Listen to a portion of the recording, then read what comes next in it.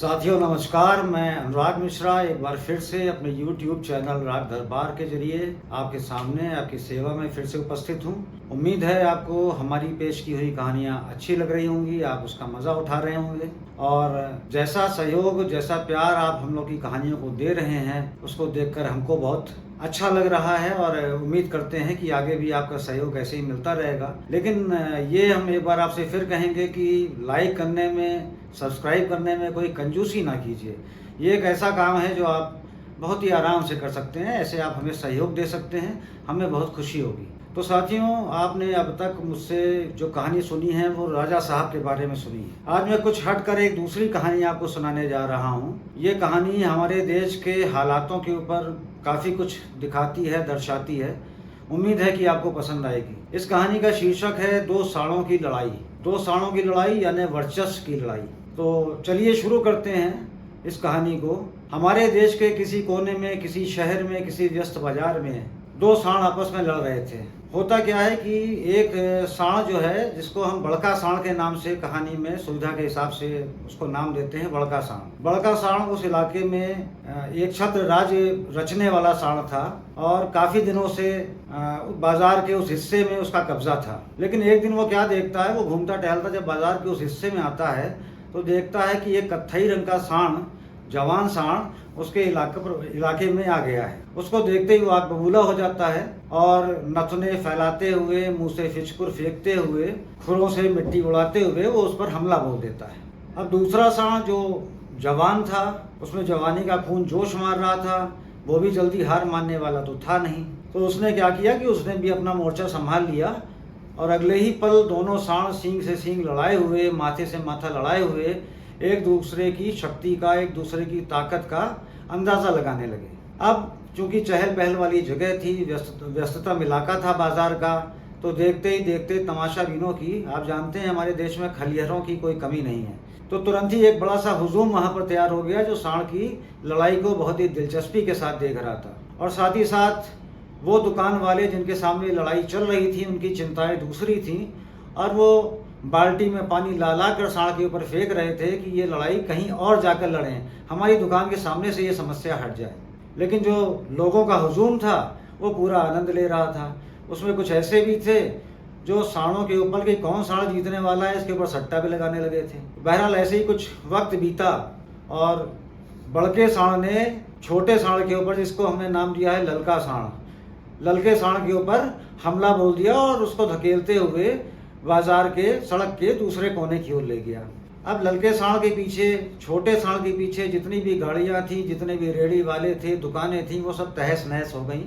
जैसे कि आमतौर पर हमारे देश की प्राइवेट प्रॉपर्टी और सरकारी प्रॉपर्टी खराब हुआ करती है, ठीक उसी तरह का दृश्य था। बहरहाल बड़के सांड ने ललके सांड को धकेलते हुए एक कोने तक पहुंचा दिया। अब जो लोग बड़के सांड के ऊपर दांव लगाए हुए थे उनका उत्साह बढ़ गया। वो उनके बीच में खुशी की लहर दौड़ गई। उन्हें लगा कि बस अब उनकी जीत पक्की है।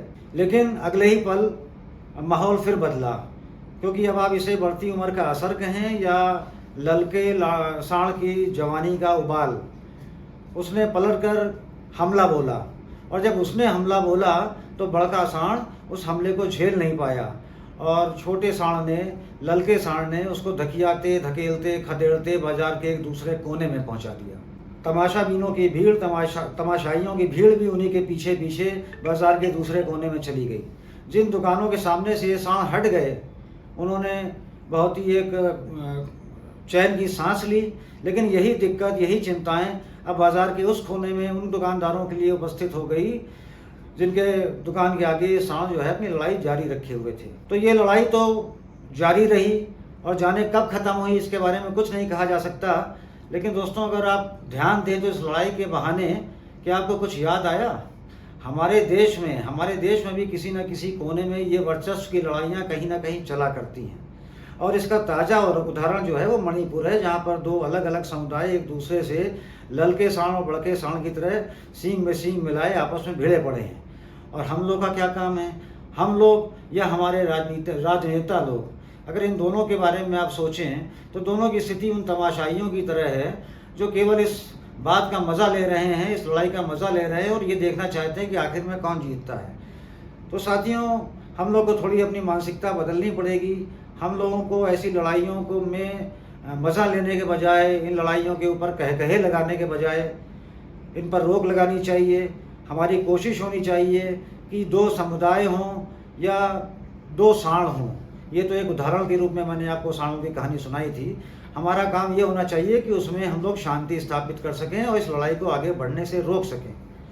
तो हम आपसे यही उम्मीद करते हैं कि इस कहानी से आपने ये शिक्षा ज़रूर ली होगी कि अगर हमारे देश के किसी भी कोने में दो समुदाय आपस में भिड़ रहे हों इन्हीं साँड़ों की तरह, तो आपका काम ये नहीं है जो उन तमाशाबीनों का था।